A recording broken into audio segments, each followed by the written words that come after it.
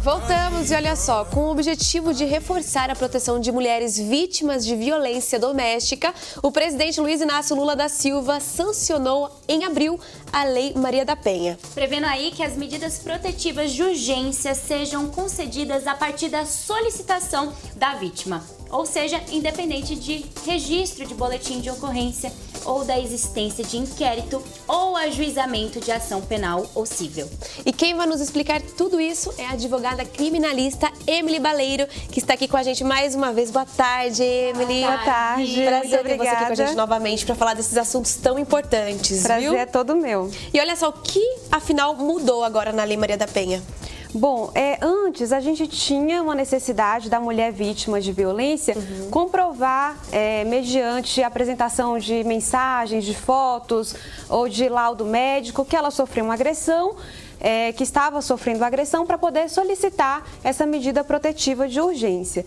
Hoje isso não mais é necessário, né? Então, a partir da solicitação da vítima, essa medida pode ser concedida de forma sumária, visando justamente efetivar essa proteção, que é um dos objetivos ali da Lei Maria da Penha, que não é só a repreensão, mas também a prevenção em relação às mulheres, em relação à segurança aí das mulheres. E você acha que hoje só a lei por si, em si, ela é o suficiente, ou você acha que outras medidas também devem ser adotadas além da lei?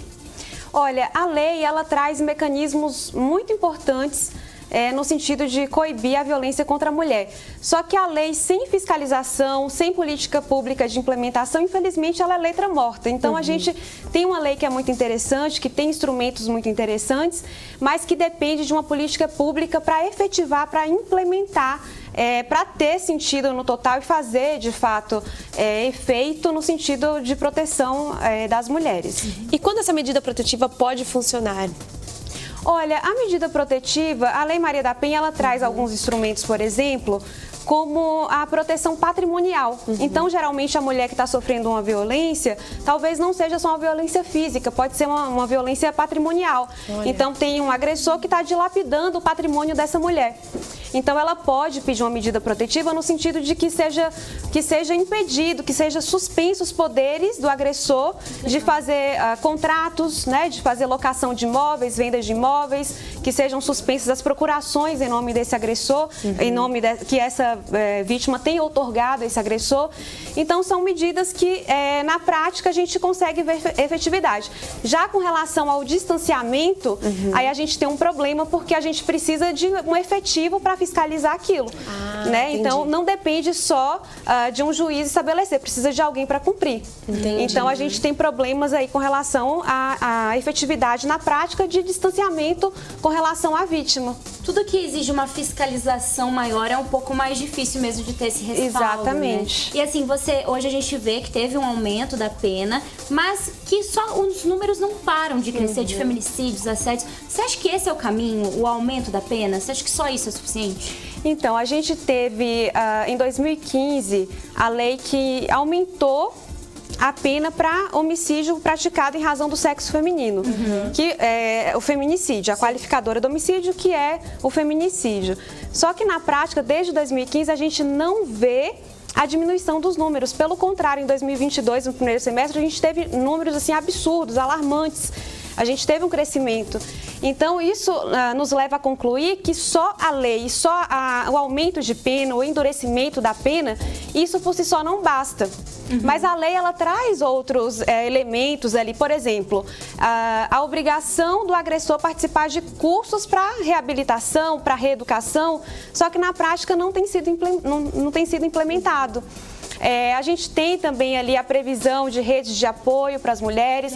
A gente tem a necessidade de colocar essas mulheres no ambiente de trabalho, de capacitação. A gente tem um auxílio aluguel para vítimas de violência também sendo votado em âmbito nacional. Isso também é importante, porque muitas vezes as vítimas acabam não denunciando ou não procurando exercer os seus direitos, porque pensam nos filhos pequenos, porque tem uma dependência financeira.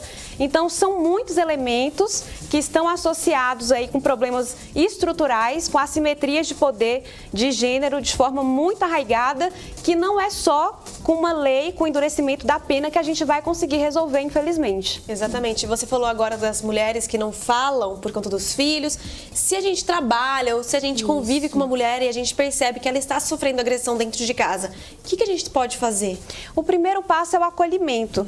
A gente tem o que se chama de rede de apoio primária e secundária. Primária são justamente as pessoas que estão ali, vizinhos, amigos, familiares, que pode fazer o acolhimento sem julgar essa mulher, poder entender por que ela está naquela situação e, a partir de um determinado momento, direcioná-la para procurar o CRAS, né, uma assistência especializada, para procurar um juizado especial especializado, procurar atendimento na rede pública também.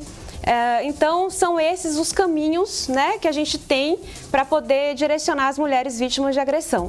E por isso todo eu acho que esse respaldo, tanto do lado feminino, quanto também do agressor, de ser colocado ali também em estudo, entender também toda... Porque se ele fez uma vez, ele pode fazer de novo e repetir o mesmo erro. Então, esse respaldo é muito importante também, não é? Exatamente. Você comentando a respeito dessa questão da reincidência, é algo muito comum no padrão do agressor que esse comportamento seja reiterado.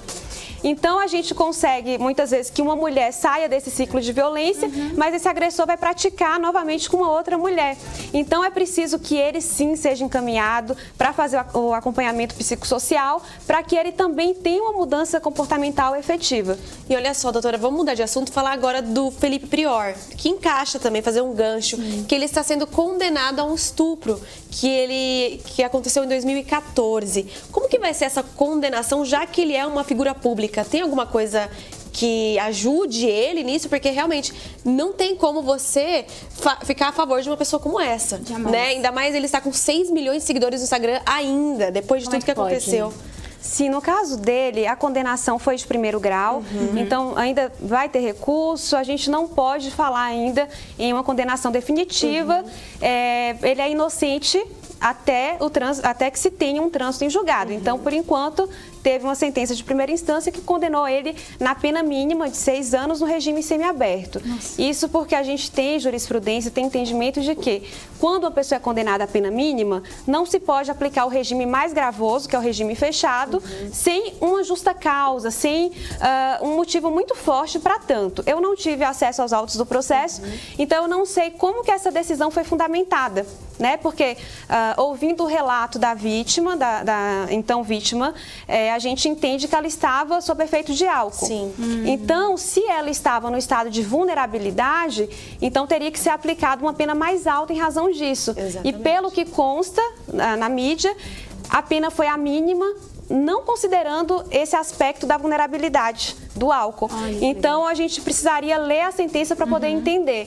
Mas eu acho que o mais chocante que a gente pode concluir é que muitas pessoas que leem o relato da vítima se identificam por ter passado por algo muito semelhante, por colegas de faculdade, por amigos, familiares, muitas vezes.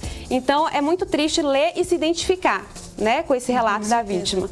E, para além disso, é mais chocante ainda que muitos homens leem o relato e podem achar que não foi estupro, que pode achar que isso não foi um crime. Exatamente, né? Julgam a vítima. Sim, exatamente. E aí, talvez na percepção daquela pessoa que tenha feito isso, talvez isso, na visão deles, não seja equivocado, não seja errado, não seja um estupro.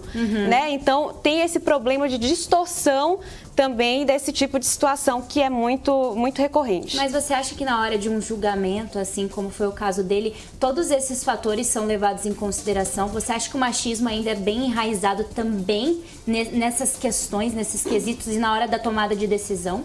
Você acha que isso existe ainda? Com certeza, com certeza. Na tomada de decisão, a gente sempre vai levar em conta fatores sociais, fatores de exposição da vítima, mas ela se expôs àquela situação, mas ela escolheu estar ali, mas ela escolheu beber. Que horror, então, isso, infelizmente, é levado em conta. Eu acredito que mais na opinião pública, né, na opinião das pessoas nas redes sociais, por exemplo, eu acho que mais na opinião geral do que na sentença técnica, que como a gente não viu a sentença, a gente não pode opinar com muita propriedade.